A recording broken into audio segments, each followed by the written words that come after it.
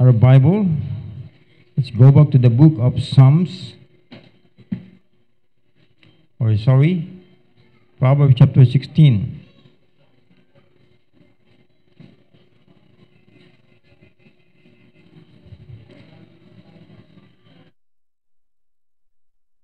Okay, 16 and verse 18. The Bible says,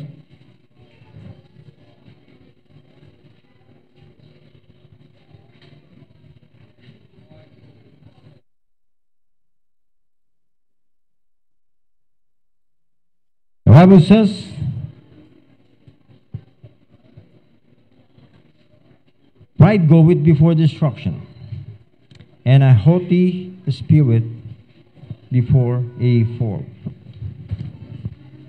Kaya ng umaga ay binigay ko sa inyo yung title ng ating pinag-uusapan. It's about understanding pride. So we need to understand pride in our life as a Christian. No? Mahalagang maunawaan po natin ano yung pride at ano ang naidudulot nito sa atin. So, nag-umpisa tayo ng 3 prinsipyo kaninang umaga. Ano nga yun? Naalala niyo ba yung sinabi ko? The first principle, a prideful man is focused on, nakalimutan niyo agad? Shame. But the humble is always after wisdom. Konti lang talaga yung nagtatanda, no? Konti lang nakakatanda ng salita ng Diyos. No, kaya I suggest, kung kayo ay makikinig, focus. Focus. Ako po, nung nandun ako sa Taguig, matagal-tagal din ako nag-ushers. Ang ayaw kong pwesto ko sa ushers security, no? Ay yung pinakadulo, yung dulo doon ay ang laki ng church natin. Tapos pinakamalayo. O pagka ako'y nakikinig habang nag-a-usher, ang hirap po ma-absorb lahat ng sinasabi. May miss ka talaga. Kasi maraming dadaan, magdi-distract ng attention mo. So hindi mo makukuha. Kaya nung nalipat ako sa harap, sa pinaka-front, ay tuwan-tuwa po ako. Kasi marami akong nakakatch na salita ng Diyos. At yun yung na-build ng buhay ko. No? Kaya yun po ang challenge ko sa inyo. Piliin nyo yung pinakamagandang spot na meron kayong matatandaan sa bawat pinag-uusapan natin. Dahil ang pinag-uusapan natin ay salita ng Diyos na makapag-build ng Kristiyanong buhay natin. Kaya po, wag nyo pong i-miss yung mahalagang puntos. Kung na-catch ang attention nyo ng isang salita ng Diyos, write it down. Para wag mong makalimutan. Ganun ginagawa. Pag may naroon ako na tanda, kailangan ko isulat kasi maya-maya baka mawala eh. Mawawala talaga pag pinabayaan mo. Kaya, write it down. Kung hindi mo kayang tandaan, dahil medyo may makunat na rin ang iyong memory. Walang mas tatalino pa sa ballpen at papel. Anyways, okay lang yun. Kahit hindi ka magsulat, total meron naman tayong recorded live, recorded na service, pwede mong balikan. Pero pag na-miss mo kasi yung recorded, yung actual, pag na-miss mo siya, mahirap nang balikan.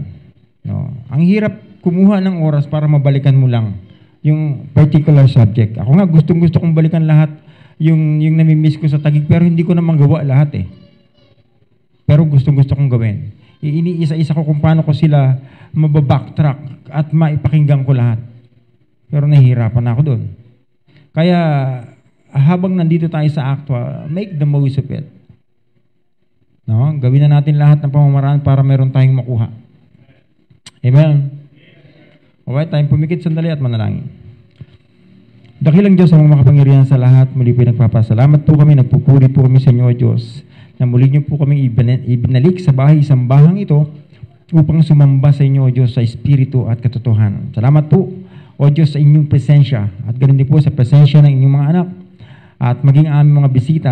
Patuloy mo po kaming bigyan ng bukas na puso at isipan na patuloy na magiging sisidlan ng iyong mga banal na salita na papag-uusapan po namin sa hapong ito. Pagpalain mo po, Panginoon Diyos, ang iyong mga salita at gamitin mo po ang iyong lingkod. Kayo po magsalita sa kalagitnaan po namin. Gamitin mo po ang kanya-kanya ng Biblia, anumang matutunghayan namin, magbabasa po namin, at mauunawaan po namin sa inyong salita ay patuloy po namin maisabuhay. Ulit, salamat po sa kabutihan mo po sa amin. Pagpalain mo po ang gawain sa Taguig, ganyan po sa San Pedro, sa Bangdako, mula sa aming mga mother churches na ito. At make us also a blessing sa iyong mga anak at sa mga taong nakapaligid po sa amin. Ulit, maraming salamat po. Ibinabalik po namin ang kapurihan, ang kaluwalhatian sa inyo, at patawad po sa bawat pagkakasala. Ito po ay aming dalangin sa pangalan ni Jesus. Amen. Alright, please be seated. Medyo naduduling po ako kasi bumigay na naman yung aking mata eh. Bumigay na naman. Hindi naman balanse. Kaya duling na naman ako. Kaya pagpumanhin niyo po kung mali-baliktad yung aking babasa. No? Sabi ko kanina, the first thing na pinag-usapan natin, number 1 point is, a prideful man focus on shame, but the humble is always after wisdom. The second thing is, your pride will demote you, but promotion if you will remain humble. Then the third thing is, may nakatanda ba? Wala pa rin. The number 1 sin of Sodom which lead them to destruction is what? What? Pride. Very good. Kasi pride lang pinag-uusapan natin. No? It is understanding pride. Amen? I hope naunawaan yung pinag-usapan natin patungkol sa pride kaninang umaga. At may matatandaan kayo, hindi nyo man natandaan word per word, pero meron kayo natandaan na isa sa buhay nyo patungkol sa pride. Amen. But the fourth thing is, pride is the most deceitful sin. Ulitin ko. Pride is the most deceitful sin. All right? Open our Bible, please. And Obadiah.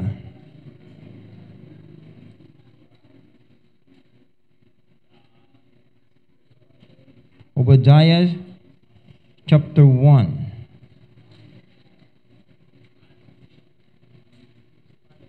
Obadiah. Gusto nyo sa chapter 2. Obadiah chapter 2.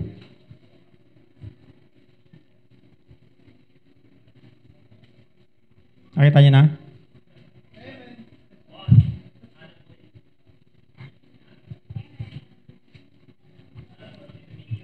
Okay, Obadiah chapter 1 in verse 3. The Bible says, the pride of thine heart hath deceived thee. The pride of thine heart hath deceived thee. Thou that dwellest in the clefts of the rocks, whose habitation is high, that saith in his heart, who shall bring me down to the ground? This people of Israel thought, akala nila na sila ay secured, nasa secured place na sila. Kasi sila ay naninirahan at the cleft of the rock. Ha? Akala nila safety na sila ron at nasa high ground sila. No? Sino makakapagpabagsak sa amin? Pero sabi ng Panginoon, is your pride. Ha? Yung puso mo na mandaraya ang makapagpapabagsak sa iyo. Kaya nga sabi ni Jeremiah in Jeremiah chapter 17 verse 9, a familiar passage in the book of Jeremiah, The heart is deceitful above all things. The heart is deceitful above all things, and desperately wicked. Who can know it?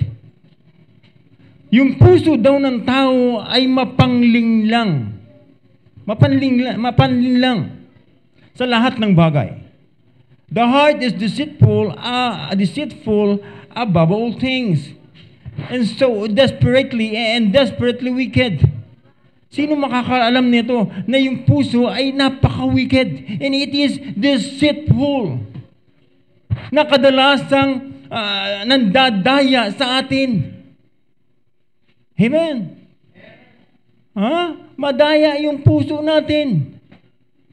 Na pwede itong maglayo sa atin sa kalooban ng Diyos. Amen. Sa minsan, yung puso natin na to, tayo ay inapapalayo dahil sa mali nating damdamin. Amen. Nakakita ka lang ng bagong babae na in love ka na naman. Sino yun? 12 years old. Sino yun? 11 years old. Sino yun? 13 years old. Akala mo pag nakakita, ay, ang ganda. Ay, ang cute. Ay, ang pogi. Mag-uumpisa nang tumibok yung puso mo.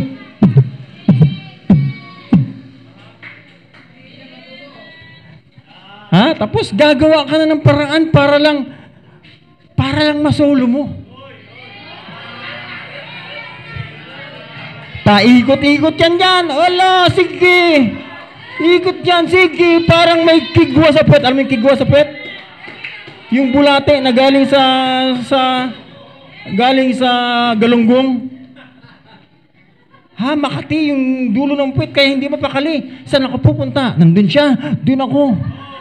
Nandun siya. Dun ako.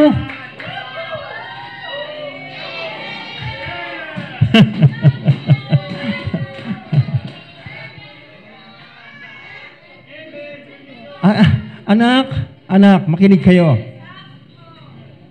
Nasa church na kayo. At kaya kayo nasa church ay para ma-build yung Kristiyanong buhay nyo. At ang pangunahing dapat ma-build sa iyo, anak, makinig ka, ay yung karakter. Matuto kang gumawa ng tama, at pag nakagawa ka ng tama, laging tama yung gagawin mo. Continuously doing what is right, and that is character. Huwag yung para kang may tama. Mamaya-maya, nandun ka. Mamaya-maya, nandun. Asa na si ano? Hindi mo alam kung nasaan. Yung pala nasa sulok,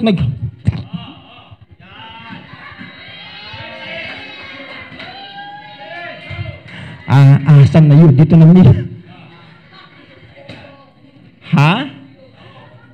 Anak. Papunta pa lang kayo. At tatandaan nyo, actions speak louder than words. Hindi ka man magsalita, hindi mo man amin, ay hindi po totoo yan. Kapatid, basa na yung iyong body language. Hindi mo maipagkakaila yung action mo. Di ba? Natatawa ka? Kahit sabi mong hindi po, pastor, nagkakamali po kayo. Kapatid, mas magandang aminin mo na lang para maayos mo pa. Kasi kapatid, ganito yun. Hanggat hindi mo inaamin yung pagkakamali mo, paulit-ulit ka lang sa pagkakamali, paulit-ulit ka lang sa kasalanan, paulit-ulit ka lang hanggang sa maulog ka sa kasalanan. Kaya mas magandang aminin mo na lang. Kesa hindi po totoo, pastor. Anak ko, huwag mong gagawin yan. Huwag kang tahasang magsisinungaling sa pastor mo, anak.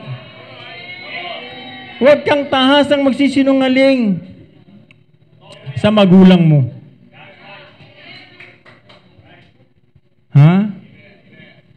Ako po, marami-rami rin akong anak eh. 5 yan eh.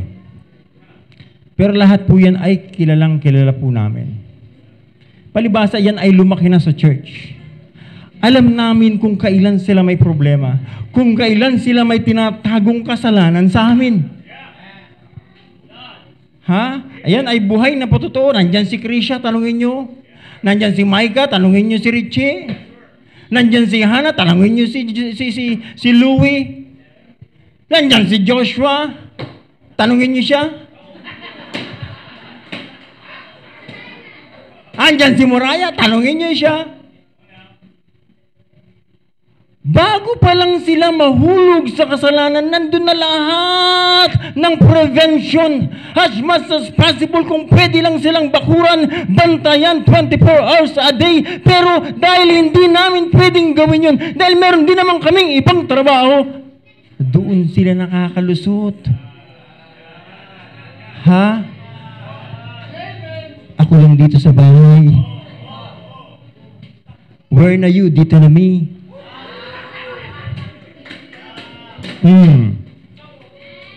Ha?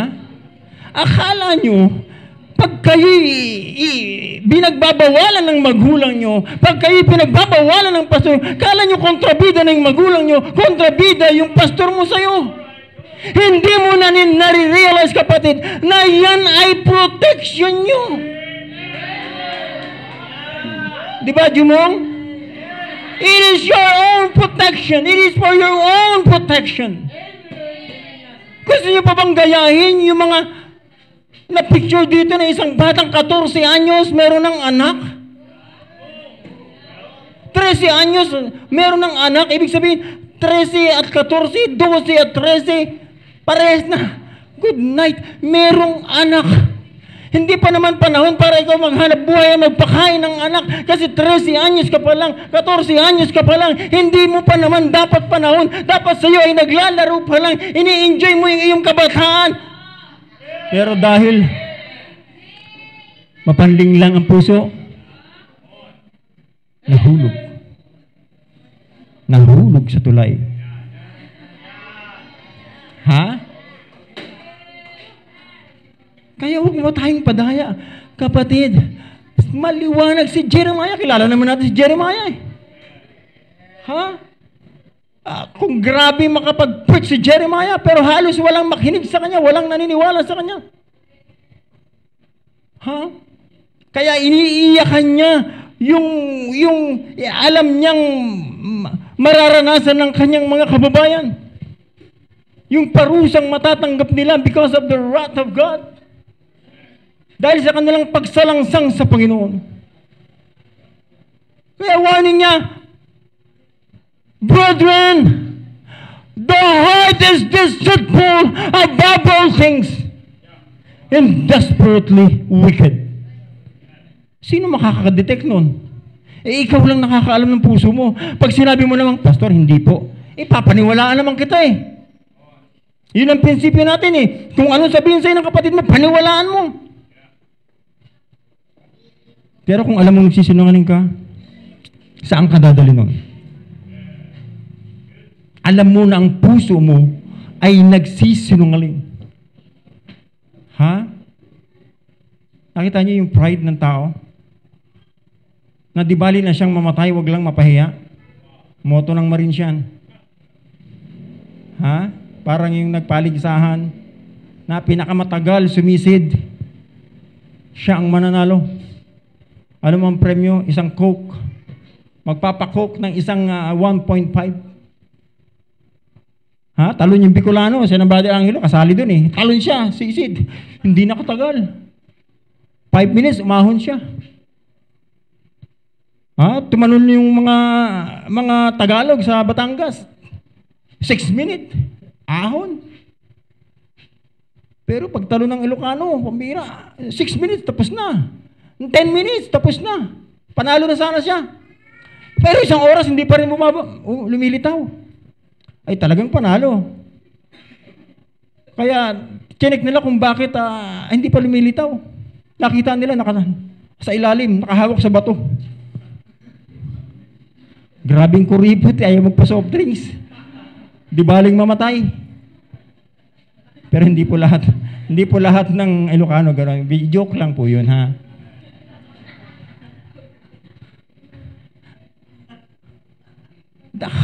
The heart is deceitful.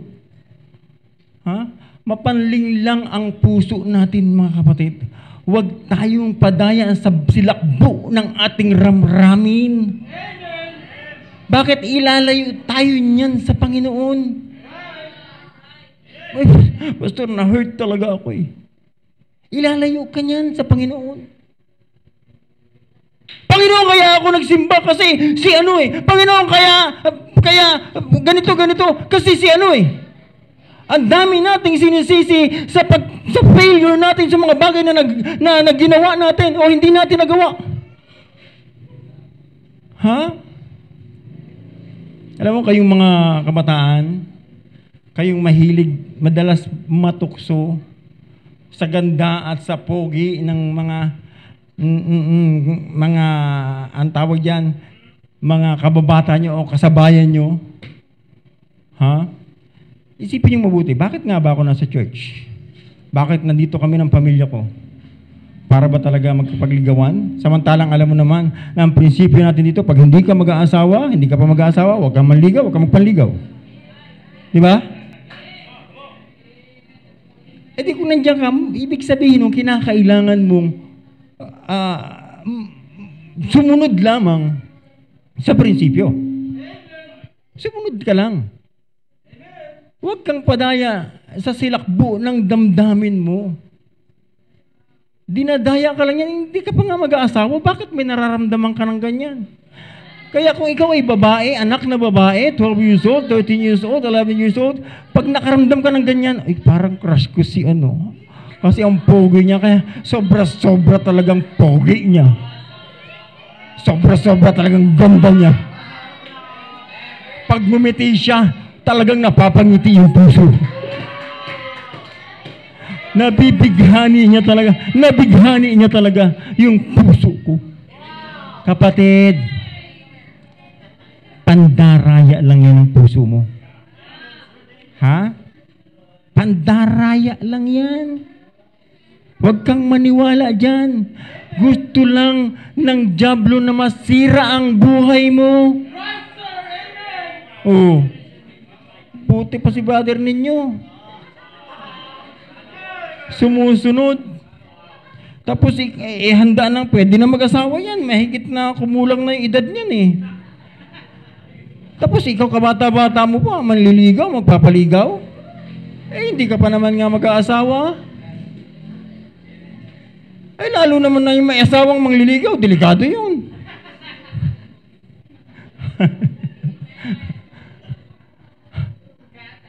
Anak, huwag magpaligaw kung hindi ka pa mag-aasawa. At kung alam mo naman yung nililigaw sa'yo, hindi ka pwedeng iharap sa altar, forget it. Forget it. Sisirain lang yung kinabukasan mo. Malaki pa sanang magagawa mo sa Panginoon. Kung ikaw man ay nagtuturo sa Sunday school, kung ikaw man ay umaawit sa choir, kung ikaw man ay laging nagsosoul winning, masaya kang kasama yung mga anak ng Diyos. Kapatid, huwag kang padaya sa puso mo. Alam mo solusyon, sabi ng Panginoon. In Proverbs chapter 23, in verse 26, anong sabi diyan? My son. My son. Anak, not necessarily for the man, but my son for the children. You might be a man or a woman. My son, give me thine what? Heart!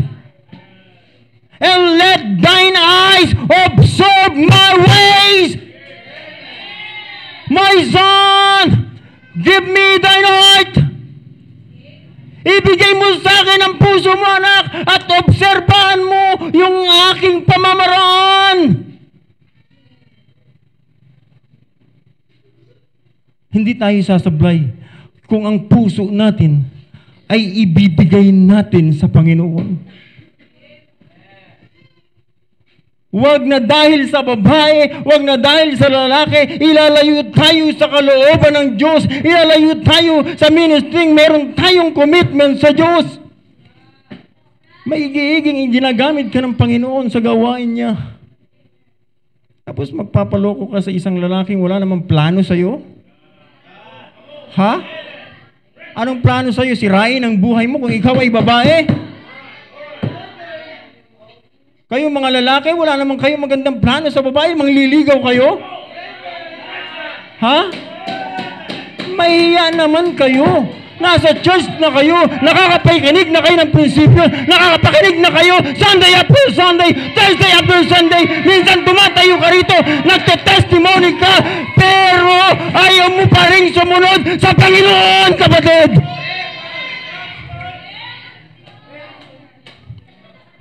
That's why you cannot blame God. You cannot blame God anymore. Pag napunta ka na sa distraction, ay ikaw ay punong-puno ng warning. Bago pa bumagsak sa kasalanan si Joshua, bago pa bumagsak sa kasalanan si Krisha, si Micah, si Hannah, si Moriah, bago pa sila bumagsak, nandun na yung aming constant warning.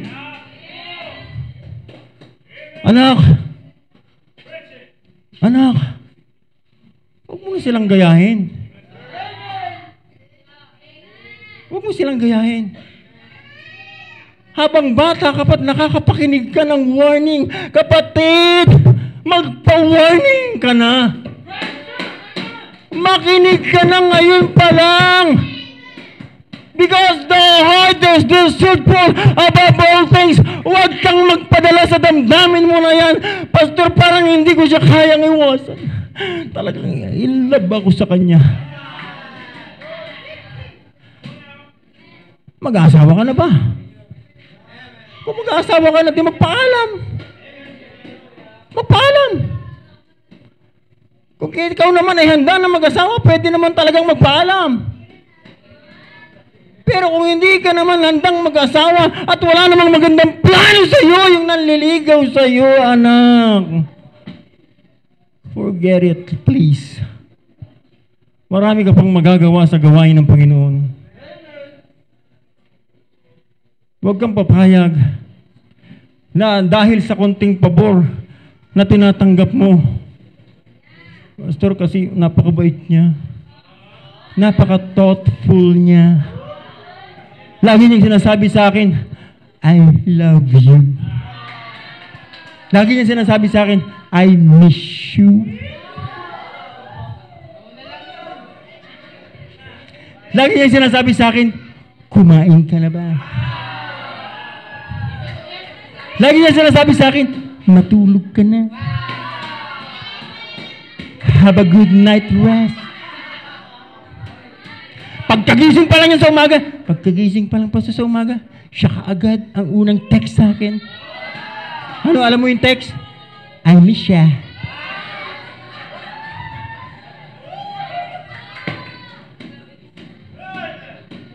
Kapatid, the heart is deceitful above all things. Huwag kang magpadaya sa puso mo. Kung hindi mo pa na ibibigay sa Panginoon, ibigay mo na ng buo sa Panginoon. Huwag kang mag-reserve sa sarili mo, kapatid. You need to love God above all things. And thou shalt love the Lord thy God with all thine heart, with all thine mind, with all thine soul. We need to love God above all. Huwag kang padaya. Sa damdamin mo na yan, anak. Kung kaya ka man na-expose ngayon, young people, dahil mahal ka ng Panginoon, ayaw kanyang pumalaot sa kasalanan. Please, stop it. Nakakalungkot naman isipin na kung kailan ka nakarating sa church, saka pa nasira yung buhay mo. Bakit nasira yung buhay mo? Kasi hindi ka nakikinig ng exhortation mula sa salita ng Panginoon. Hindi ka nakikinig ng warning. Kapatid, sabi ng Panginoon, bago ka mapunta doon sa distraction, nandun na ako, nauna na ako sa iyo. Kung iniisip mo yung future mo, bago ka pa makarating sa future mo, nandun na ang Diyos na una sa'yo. Ha? Huwag mong isipin, kapatid. Hindi ko naman inisip na makakapag-asawa ako at the age of 21 years old. Pero wala po akong pinagsisisihan doon. Bagamat talagang hindi pa ako handa, 21 years old. Ikaw ba naman ikasal? Wala ka man lang isang kamag-anak. Akala ko nakakatawa yun. Hindi kayo nakarelate, no? Ibig sabihin, pero wala akong pinagsisihan. Kasi at the age of 21, 1986, at 18 years old, nasa serbisyo na ako eh. Pero napakabubot pa para sa pag-aasawa. Pero alam mo, nasa mind ko, ayokong maging pambigat kung kanino man kung ako'y mag-aasawa. Ayoko. Kaya hindi kami tumira sa magulang ko, hindi kami tumira malapit sa magulang ni Sir Tam. Mag-i-establish tayo ng ating mga magulang. And 21 years old, nakakilala, the good thing ay nakakilala ako sa Panginoon. Yun ay biyaya sa akin ng Panginoon. Biyaya sa amin ng Panginoon. Yung mga anak ko, lumaki na rin yan sa Sunday school.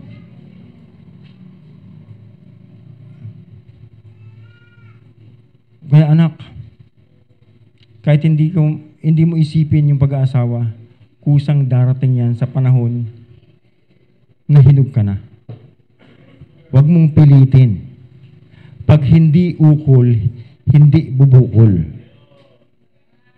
Huwag mong pilitin, Pastor, siya kasi talaga yung lagi ko napapanaginipan. Kapatid, bangungot yun.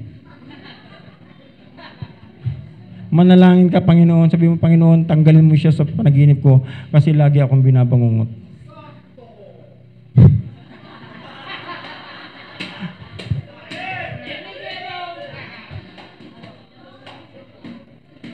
Totoo naman eh. Kung walang plano sa iyo yung nililigaw mo, bakit ka nagpapaligaw? Huwag mong entertainin. Kahit anong chat sa'yo niyan, kahit anong text sa'yo niyan, i-block mo na. I-block.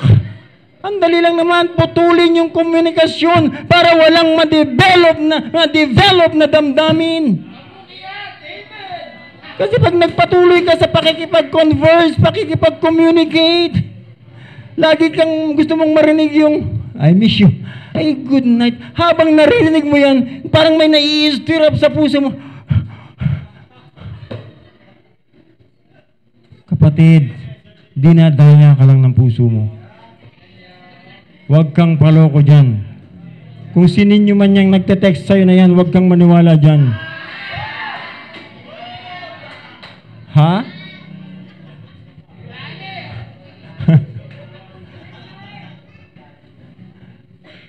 Kaya nga dito inaayos na natin, habang bata, inaayos na natin, piniprepare natin sila para sa next generation. Pero kung magulang na tayo, may anak na tayo, alam natin meron nang nakatingin sa atin, tapos tayo pa yung gagawa ng kasalanan, anong masusundan nila sa atin? Ayaw natin silang pasaway, pero tayo mga tatay, mga nanay, pasaway. Ha? Hindi makaiwas sa sigarilyo. Sigarilyo na naman, ako na naman yun. Hindi makaiwas sa inom, ako na naman din yun, Pastor. Hindi makaiwas sa shabu, ako din yun, Pastor, paminsan-minsan lang po. Ha? The heart is deceitful above all things. The solution is give your heart to God. Let's give our heart to God. Para hindi tayo sasablay. Wag dun sa nagsasabi sa iyong, I love you, I miss you. Wag. Wag mong dun ibigay yung puso mo, kundi sa Diyos mo ibigay. Hindi ka magkakamali. Ha? If you are a child of God tonight, kung ikaw man talaga ay anak ng Diyos, ayaw ng Diyos na ikaw ay mapariwara. Unahin mo ang Diyos sa buhay mo. Mahalin mo ang Diyos higit sa buhay mo. Huwag kang mag-entertain ng sino man. Pastor, hindi ko naman po ina-entertain. Hindi ko nga po niya nire-response. Pagka may sinabi lang siya, approve lang. Minsan, hindi. Minsan, opo. Parang ano lang. Wala naman po. Pero the mere fact na nagsasabi siya sa'yo, ibig sabihin nagpaparamdam sa'yo, dapat mong tigilan yan, anak. God loves you. And I love you. Young people, I love you. Ayaw kong mapahamak kayo tulad ng pagkapahamak ng mga anak ko. You know, the good thing about them, nandito pa rin sila sa gawain. Nandiyan pa rin yung kanilang mga asawa. Biyaya na lang ng Panginoon niya. Pero pag nagpatuloy sa pandaraya ng ating puso, wala. Distraction. Distraction ang pupuntahan natin. Sa puso lang gagaling yung pride. The sin of pride. Kaya wag tayo magpagoyo sa puso na yan. Amen?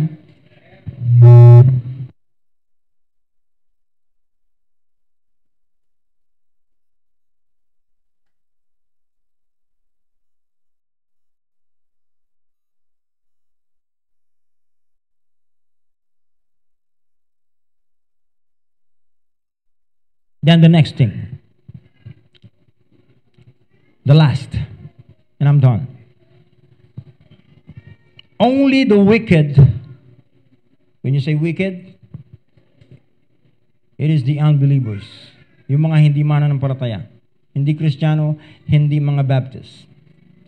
Only the wicked who are full of pride are not mindful of God and will never seek after God. Ulitin ko.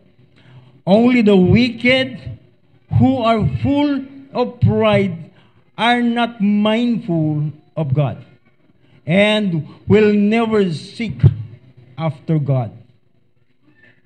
Para sa unbeliever lang po yun.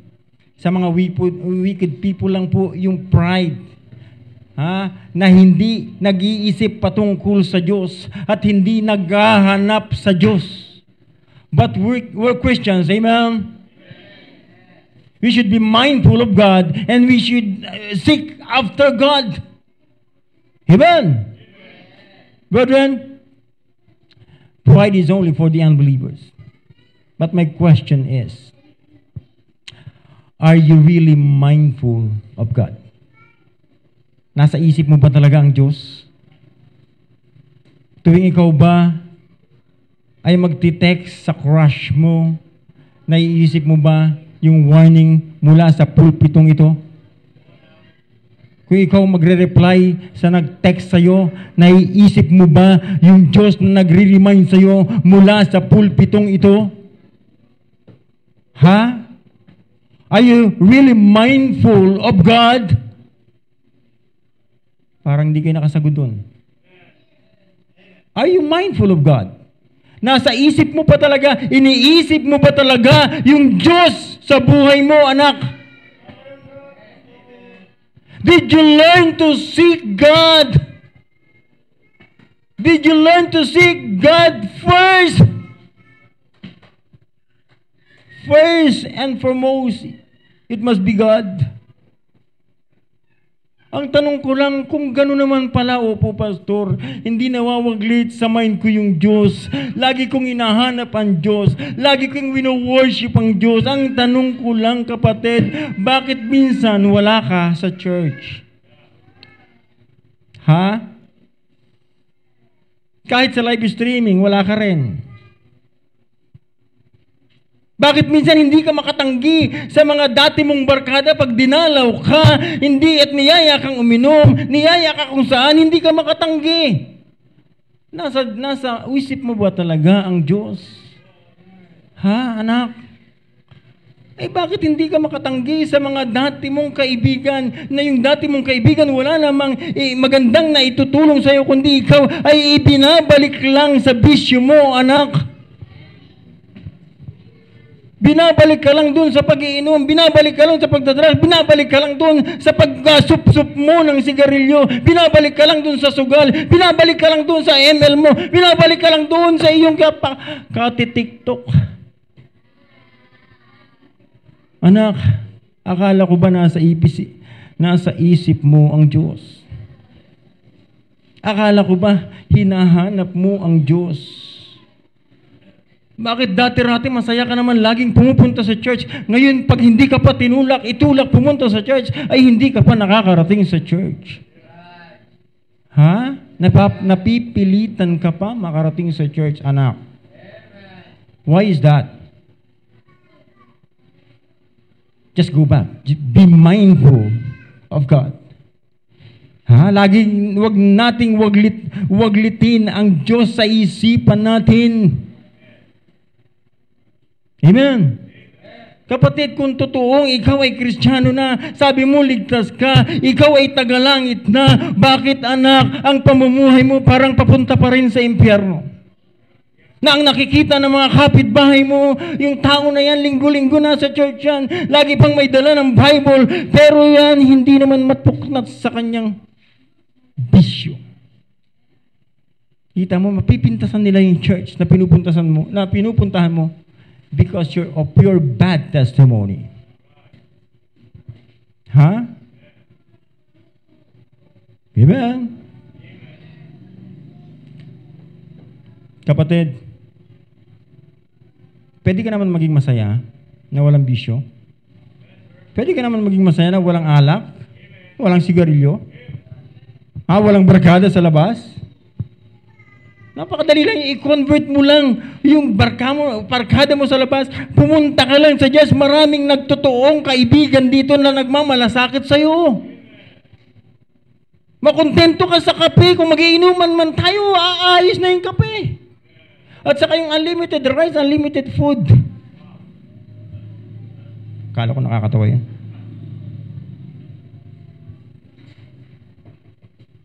Kapatid, let me remind you once again, only the wicked who are full of pride are not mindful of God and will never seek after God. We need to learn to put God on our top priority, and He will bless you with an abundant blessing. No? Kung gusto natin pagpalain tayo, maging mindful tayo sa Diyos. Amen. Don't entertain any form of sin. Ano mang itsura ng kasalanan na tumutukso sa'yo, huwag mong pansinin. Magandang lalaki man yan, magandang babae man yan, forget it. I-block mo na yan sa Facebook mo, sa Messenger mo, sa cellphone mo. Tanungin mo siya, ba't ka naniligaw sa akin? Mag-aasawa ka na ba? Hindi pa. Hindi pwede, kasi may asawa na ako.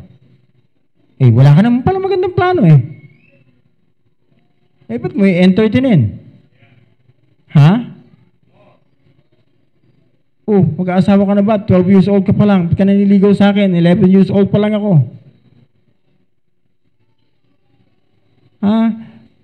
Ang pinakamaganda sa inyo mga anak, juniors, young people, listen.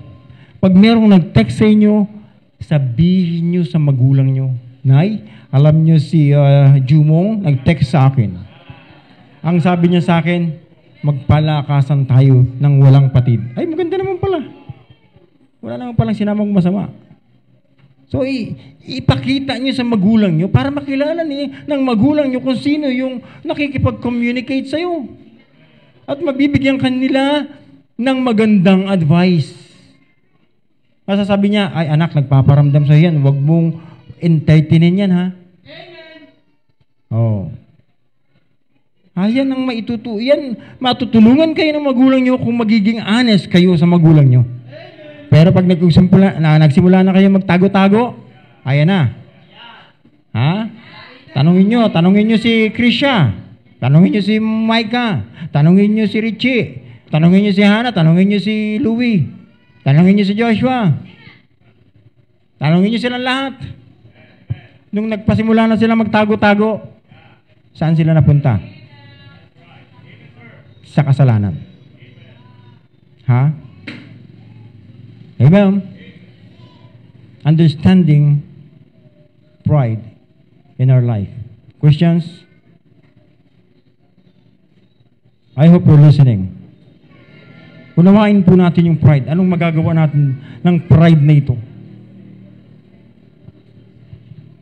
Let's learn from these principles. A prideful man is focused on shame, but the humble is always after the wisdom. After wisdom. Your pride will demote you, but promotion if you will remain humble. The number one sin of Sodom, which lead them to destruction, is pride. The sin of pride. Pride is the most deceitful sin. Only the wicked who are full of pride are not mindful of God and will never seek after God. Proverbs chapter 8, verse 13. The last verse, and I'm done. Proverbs 8,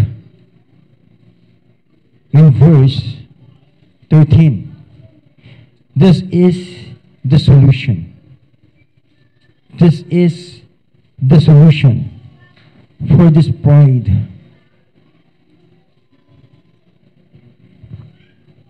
Chapter 8, verse 13. The fear of the Lord is to hate evil. Ang pagkatakot sa Diyos, ang pagrespeto sa Diyos, ang pagreverence sa Diyos, ang pagsamba sa Diyos ay yung pagkagalit natin sa masama. Ano pa? Sa pride. Ano pa? Arrogancy. And the evil way. Masamang pamamaraan. Hate them. Forget them. Forget those sins. Instead, reverence God. We need to respect God above all. We need to love God above all. Amen. Forget about pride. Let's love God above all. Let's respect God above all. Respect which motivated with love. Amen? Kaya sabi ko, the fear of the Lord is the best tool to eliminate pride. Let me say this again. The fear of the Lord is the best tool to eliminate pride. Amen? I hope the message is clear. Is your pride already eliminated in your life? Huh? Learn to reverence God in your life. I hope the message is clear. Tayo pong lahat ay tumayo at tayo pong lahat ay manalangin. Dahilang Diyos amang makapangyarihan sa lahat, muli pinagpupuri kami at nagpapasalamat sa natapos po naming pag-aaral, paghahayag ng iyong mga banal na salita. Thank you so much, O God, for your word. Thank you for the wisdom. Thank you for the message. Naipagpatuloy mo po itong palaguin sa puso at isipan ng bawat anak mo. O God, please. Patuloy po kayo muna sa akin. Ito po aming dalangin sa pangalan ni Jesus. Amen. Kung saan bahagi man tayo kinausap ng Panginoon sa mensaheng ito, bakit hindi tayo lumapit sa Panginoon at makipag-usap tayo sa Panginoon? Usapin natin ang Panginoon. Usapin natin ang Panginoon.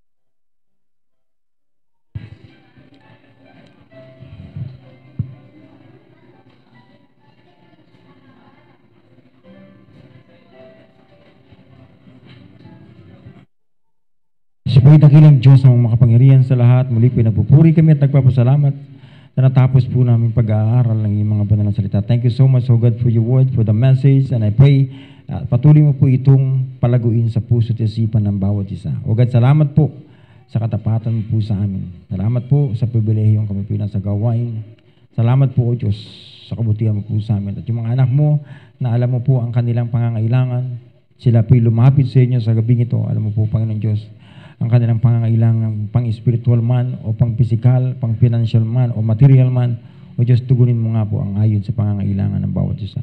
Maasa po kami, Panginoon, na kayo mo po pinakinggan nyo na at pinagkaloob niyo po sa amin ang aming pangangailangan. Ibinabalik po namin ang buong kapurihan, ang kaluwalhatian sa inyo. At kung may nakikita mong kayong kasalanan sa aming puso at isipan, patawad po, O Diyos. Ito po ay aming dalangin sa pangalan ni Jesus. Amen. Please be seated. I hope may natutunan po tayo sa gabing ito. Amen. Amen. Alright.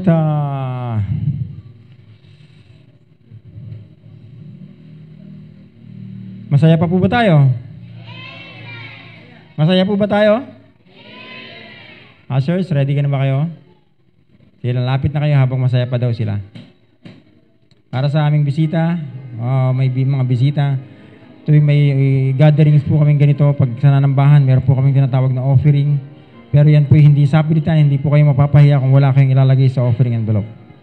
Naunawaan po namin, hindi kayo handa sa bagay na yan. But if you want to be part of this growing ministry, naunawaan yung bagay na yan, ano mang ilalagay nyo sa offering envelope, yan po ipasasalamatan po namin. And rest assured, yan po ginagamit sa gawain ng Panginoon.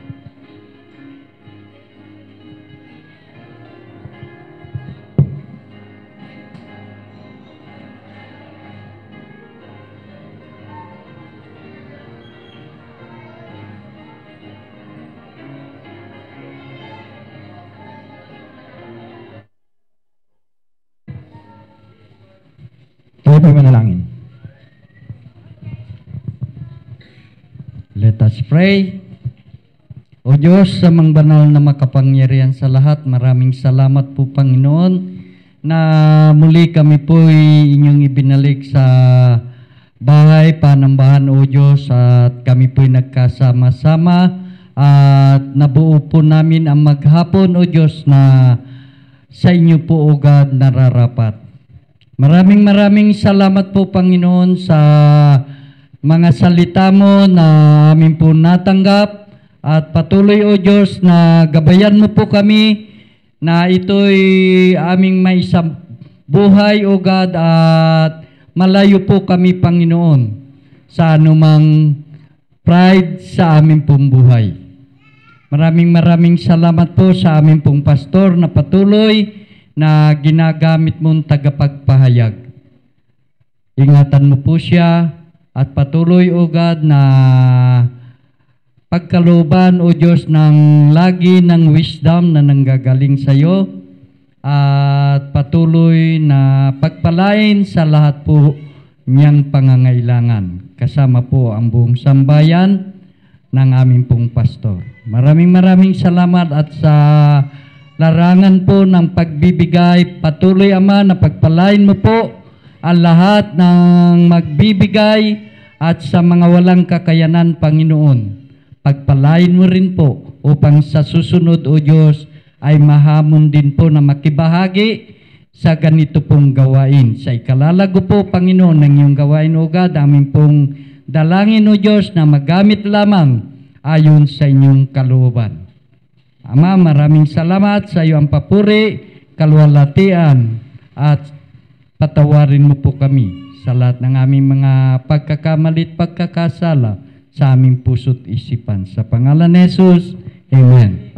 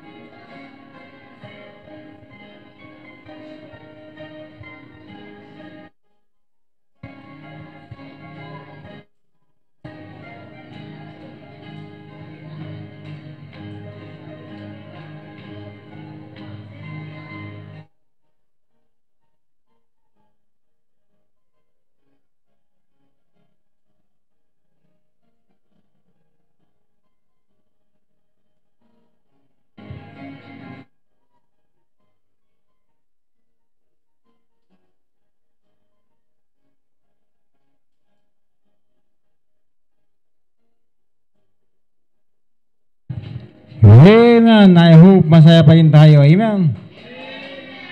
Right after the closing prayer, of course, meron tayo, let's have a fellowship. Mamaya meron po kayong meeting, mothers and young people. Young lady. Amen. Okay? Ganun din. Si Paul may sasabihin sa inyo kayong mga young men. No? Di ba, Paul? Sabihin ka sa kanila, di ba? Sige. Para sa prayer yan. Para it's all about yung ating programa para sa ating prayer warrior. Okay? Hope masaya tayo. Amen. Alright, tayong lahat ay tumayo at tayong mananalangin for the closing prayer.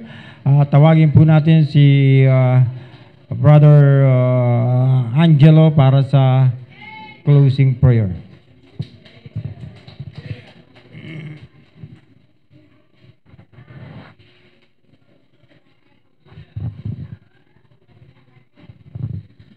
Okay, tayo po manalangin. Dakilan namin Diyos, maraming salamat po Ama sa maghapon namin kalakasan ng katawan Ama. Maraming salamat po sa pag-iingat sa amin. Kanina po pauwi at ngayon po ay binilik mo kami sa aming bahay sambahan o Diyos upang makapakinig ng iyong mga salita. Maraming po salamat po sa paggamit mo sa aming mahal na pastor na si Pastor Rick na siyang naghahayag ng iyong mga salita o Ama. Pag-ingatan niyo po siya, kanyang lalamunan Ama, lalo na po ang kanyang health Ama. Patuloy po siyang bigyan biyayaan po ng kalakasan ng katawan. Gayon din po ang kanyang pamilya Ama. Gabayan niyo po at patuloy po pag-provide ng kanilang pangailangan. Ngayon po Ama, nagpapasalamat po kami na nai-remind na naman po kami sa aming mga dapat gagawin at mga dapat hindi gagawin Ama. Itong pride na ito Ama, tulungan niyo po kami na matanggal po ito sa aming puso't isipan o Diyos. Ito po ay walang idudulot sa aming maganda o Diyos. Gayon po Ama, i-guide niyo po aming mga young people na i-focus po ang kanilang sarili po para papaglilink po sa inyo Ama at para bigyan kayo ng papuri. At patawarin niyo po kami Ama sa aming mga pagkakasala o Diyos. At pag-ingatan niyo po ang mamaya pag-uwi namin sa aming mga tahanan at gayon din po ang mga pabiyahe ng malayo Ama. Ito po ang samot na langit sa pangalan ng aking Panginoong Hesus at Diyos tagapagligtas. Amen. Amen. God bless you and good day.